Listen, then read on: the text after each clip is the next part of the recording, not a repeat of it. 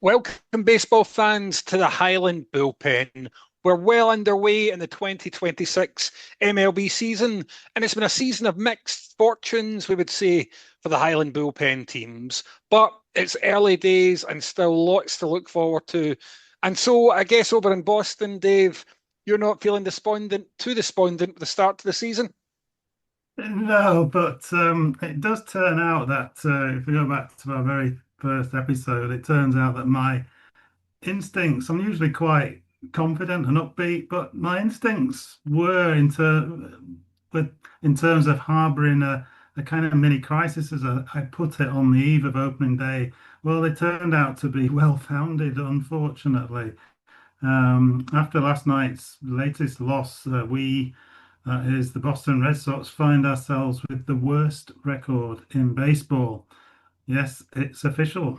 With a record of 2-8 after the first 10 games, Boston is plumb last 30 out of 30. And that is a percentage record of exactly 200, which even I can work out. So in terms of my prediction, a small matter of 89 wins are still required. It's early days, as you say, Rich. It's very true, but 89 wins out of the remaining 152 games would require a pretty good record of 585, and I did need a calculator for that one. Not that my prediction is important, of course. What is important is that Boston qualifies for the postseason, which we did last year, and it is the stated aim of the organization to do not just that, but this time to be a challenger for championships. We'll see. There is plenty of time for improvement, and you can qualify with far fewer wins than 91. We did begin poorly last season, going 1 for 4 in the first 5 games, but then we won the next 5 in a row to be 6-4 after 10. We haven't had a winning streak so far, unless you count one. That's not a streak, by the way. We need to start winning again in 2026 soon, but there's 2 more games to come against the red hot Milwaukee Brewers. I think Dave called them out in that same episode, saying that they finished well, had a good season last year, and I think they're currently 8-2. But at least we've got our ace on the mound, Garrett Crochet, tonight, so it's a good time to start winning. So where is it going wrong for Boston? And looking purely at the team stats, which you can see on it's either MLB or ESPN, so far this season, it's pretty clear that it's not down to any one single thing, such as pitching or hitting. We're not exactly last in scoring runs, for instance, or ERA, but we are in the bottom half of pretty much everything, and not just the bottom half either. To put it in American terms, we suck in most facets of the game, basically. And this is borne out by what I've seen so far in the games I've watched live, for instance, and those games where it's just been the highlights or condensed games, as MLB TV put it. Our fielding has been very poor over the last few seasons, especially in the infield. And this was supposed to have been ironed out and was supposed to improve this year. And at this stage of the season, I'm not going to point any fingers, but we are second last in terms of numbers of errors made as a team with 11. Only division rivals, the Rays, has more with 13. And the errors are actually proving quite costly as well. One positive so far would be our right fielder, William Abreu, who has 3 of our 9 home runs. I think I mentioned in the previous episode that we didn't go out and get a slugger, but he's the guy that, I'm hoping could get us maybe 30 home runs this season. And he's got a 400 batting average, which is fourth best overall in the MLB. But it is only 10 games, but he's playing well. That's basically it in terms of batting, with five of our nine in the current lineup hitting 200 or lower. It might be time to give our Japanese left fielder and the DH, Masataka Yoshida, a run, although he's hardly tearing things up himself, with four hits from 16 at bat so far. But he might get something going. We definitely need a spark from somewhere. Our starting pitching hasn't really lived up to its promise yet either, with only rookie Connolly Early having an ERA under 300, and he only just at 289. And our starters are getting knocked out of the game far too early, no pun intended, honest, which is putting a lot of stress on our bullpen, only 10 games in. I'm definitely concerned, and so are Red Sox Nation. There were a few boos last night at Fenway. They've seen their team give up good leads in the last two games, which, had they held on to, would have made things look a whole lot different, a whole lot better at 4 and 6 instead of 2 and 8. I daren't listen to my two usual podcasts in great Boston style. They don't hold back their criticism. Tony Mazzy's Baseball Hour and our friends at Bastards of Boston will be fuming. Anyway, we need a win from our ace tonight, Mr. Crochet, and start winning series. We haven't actually won a series yet, and then maybe we can slowly get back to 500 and beyond. That's the plan. But I'm not dreaming of 91 wins just at the moment. So I'm sorry that's a little bit negative. It's only 10 games in, but yeah, I'm genuinely worried. I don't quite see where the spark's coming from. But yeah, let's see how it goes. And come on, next episode we might be a bit more chipper from this neck of the woods. Yeah, and you know what? I can sympathise with you because I think the Red Sox are a bit like the Mariners in that, baseball is a game sometimes of very fine margins, and the Mariners have managed to lose four of their first 10 games by a single run, including the last three games. The Mariners have lost each of those by a single run.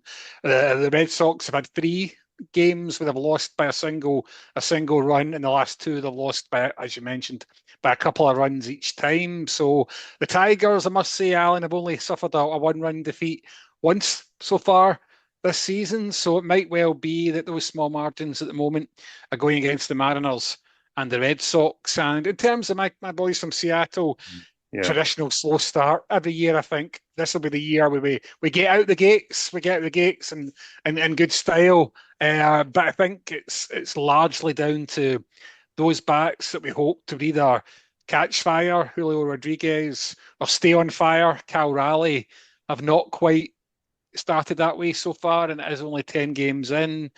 Cal Raleigh in particular, obviously the World Baseball Classic and stuff like that, and being a catcher and it being such a demanding position as well.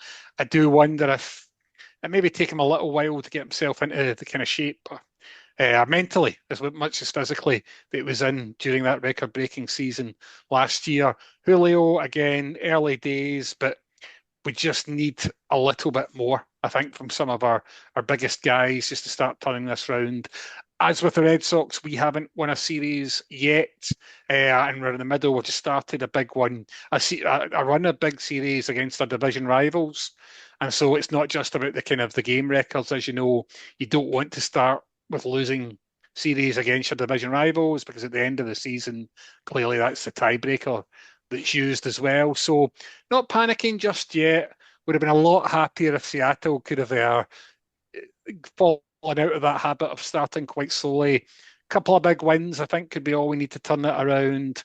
Still got a series to complete against the Rangers and the Astros, always a big one to look forward to. So maybe a couple of big wins and big moments in those big games, and the Mariners could hopefully turn things around.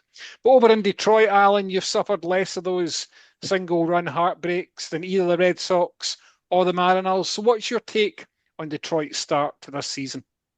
You said that as if it was a positive that I should go away and be happy about, Richard. And I can see the advantage. I was actually thinking all four of us are currently. I did a wee graph just to show the baseline of our prediction against the baseline of how our teams are performing. I think Yorkshire Dave managed one game above the line. I managed a couple of games, and you guys not so much. So we've not shown ourselves to be great there. But when you talk about not losing one-run games, there's an advantage to that because I'm sat here looking at those four teams, looking at the Tigers, thinking, is this the pain of being a sports fan?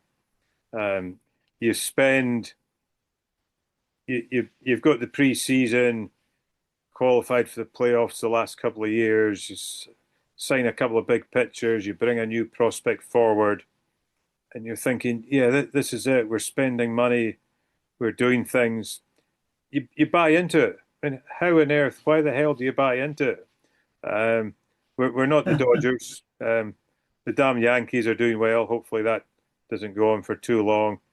But it's like, where do we get to? One of two things, or maybe not one of two things happens now, but it reminds me of, I put a double bet on for the winner of the Scottish Premiership football and the Scottish Championship this year. Those of you who know me will know who I put my money on, which was Rangers to win the Premiership and Ross County to win the Championship.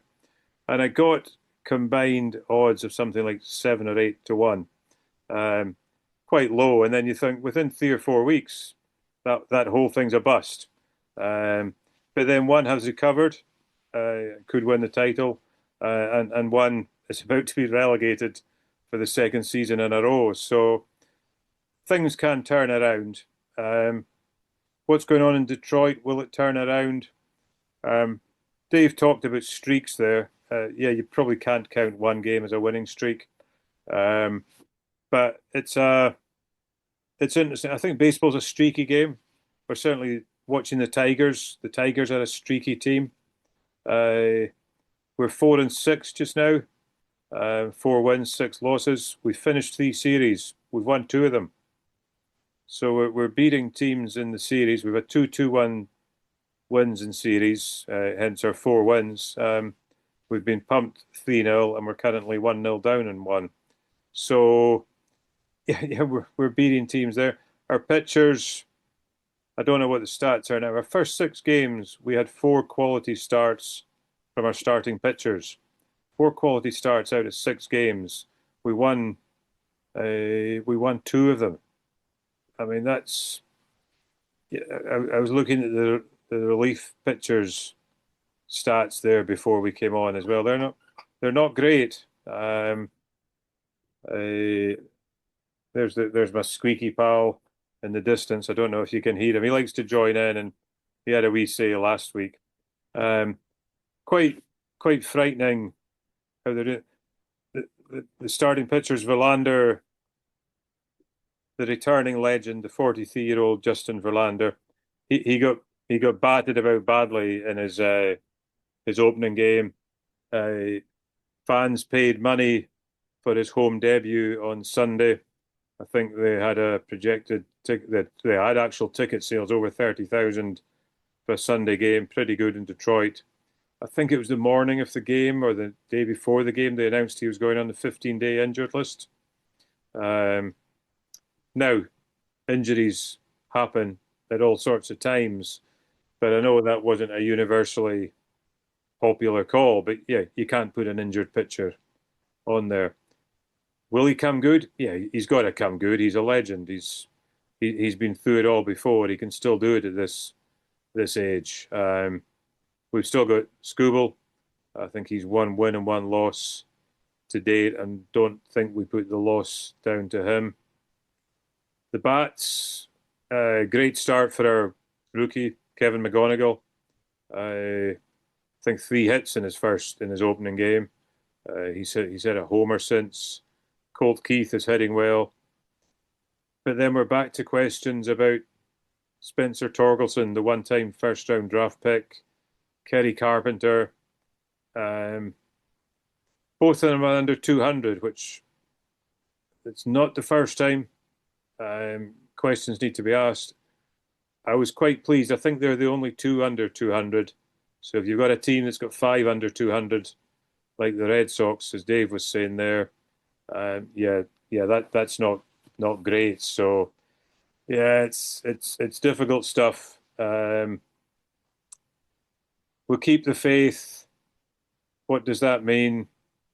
Who knows? We'll get into some divisional games. We need to start picking up more wins. Bottom line, I think. Well, two things. I'll give you another stat as well. I don't know the proper figure, but there was a period, the Tigers, when they were in like a 4 or 5 game stretch where they'd played something like 40 innings and they'd only scored in 5 of the innings of 40. And that tells you that the team's not particularly gelling. I've learned more about understanding the order you put your batting order in this season than any other season, because you've started to see where it's potentially going wrong for the Tigers. If you can't build runs, or you can't be looking to build runs more regularly in innings, even just picking up one run here and there, you're not going to win many baseball games. And if you're going to be losing them, you're not going to the 9th inning only needing one run to score if you're that close, guys. So it's a roller coaster with the Tigers. Why did I get optimistic? Because I'm a bloody sports fan that doesn't really know enough about it and still has that start of season optimism, which I'm going to stick with. Quite right too. And no, that was a really good take. Thanks for that, Alan. And I guess my optimism still is maintained partly because looking at the tables, the series that we've had so far, the Guardians, the Yankees, they're tough teams we've had to play right at the start of this season. Those two teams league their respective American League division, the respective divisions, the AL East and the AL Central. So it might well be we've just had a fairly tough start. And the 3 games we've lost against our divisional rivals, the last 3 games have all been by a single run each time. So, it's baseball being what it is, I don't want to read too much into it. The Astros coming to Seattle will be absolutely huge. But I was mentioning there about how the Julio and Cal Raleigh, we just need them to start showing what they've got. Cal Raleigh is currently batting 146, got 146, 146 batting average. Early doors, obviously, in the season. Julio even further down, he's batting 143, 143 batting average at the moment as well. Now, these guys are proper quality. We know that. They will come good, but it's just how quickly they can come good, I think, before, Seattle give themselves an awful lot to do to turn it around in their season. So no reason to panic just yet, but absolutely we're all learning a bit, I think, from the early part of this season. And although Dave Jr. isn't with us today, I wonder, do you think he'd actually be quietly satisfied at the White Sox start to the season? I think they're 4-6 currently, I think.